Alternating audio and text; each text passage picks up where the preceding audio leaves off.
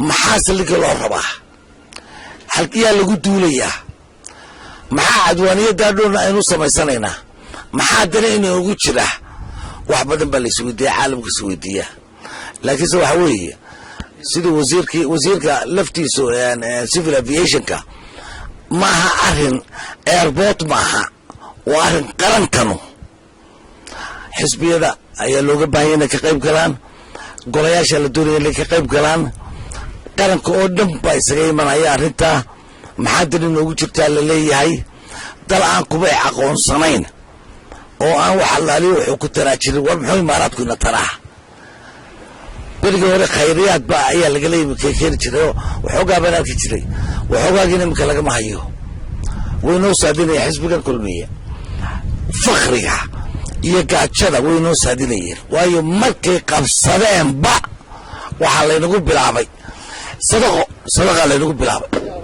ilaahay baan ugu dhaartay abaartiiyo sadaqadaba iyaga noogu wacan bal hadday abaartii ma dhacday mada sadaqadii shalayto sadaqoodu jirin baynu sadaqa waa ay dee salacale lagu waalaya war abaartii baa dhacday war dadku waa bakteeya waa mada sadaqadii ma saddex markan baa la waayayo halka ay carabi soo dhigto oo dadkaba ay wada salacaleete wax allaaliyo waxay carabi noo haysaa ma jirto xuquuqdaalka mooyaane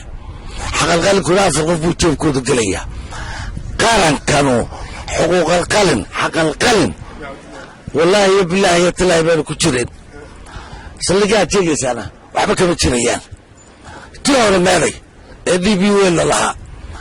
وحالا يوحي للشيقي أفرتي بقولي متريا الأول كلنا إياه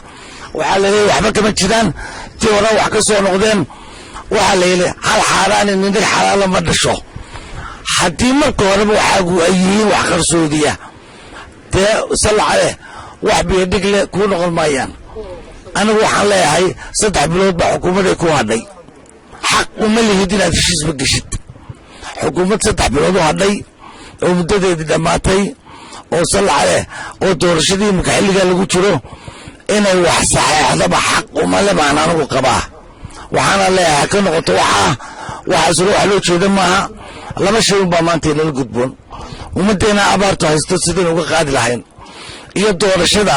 si ay noogu dhici lahayd doorasho nabadgelyo oo wanaagsan oo bilaa turxaana labada qodob baa xukuumadda laga doonaya taa doorashada kaga dhawaaqsay dadkii laga soo raray gobolada bariga ee abaaru saameeyeen la keenay galbeedka dadkaasna dadkii waxa laga yaabay inay u badan yihiin dadkii qaatay kaararkii ama isdiiwaangeliyay codbixiyaasha komishiga loo qiimeeyo kuma kan gobolada bariga qiimeynta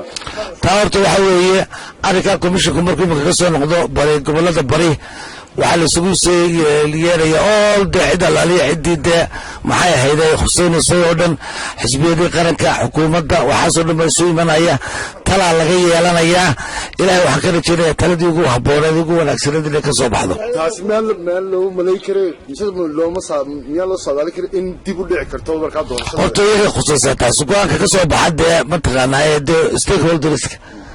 dadkan mataqaanaa khusaysan doorashooyinku ayuunba ilaahayna waxaynu ka baryeynaa waryaareen war muxuu roobkii noogu diilay inaga dulmi ku fadhino imtixaan ku fadhina salla calee waxaan leeyahay halaysa saamaxo war roobka lagu dacaysto oo bal xukuumaddu dhowrteed u dacayso waxba laga aqbali waaye war bal xisbiyada kale war bal kulmiga wadaniyow bal markuu dhawaaqadna in ilaahay adigana ka aqbalo anigu aqaba cid kale oo xukuumadda ayna ducayso xukuumaddan waxeedii salla calee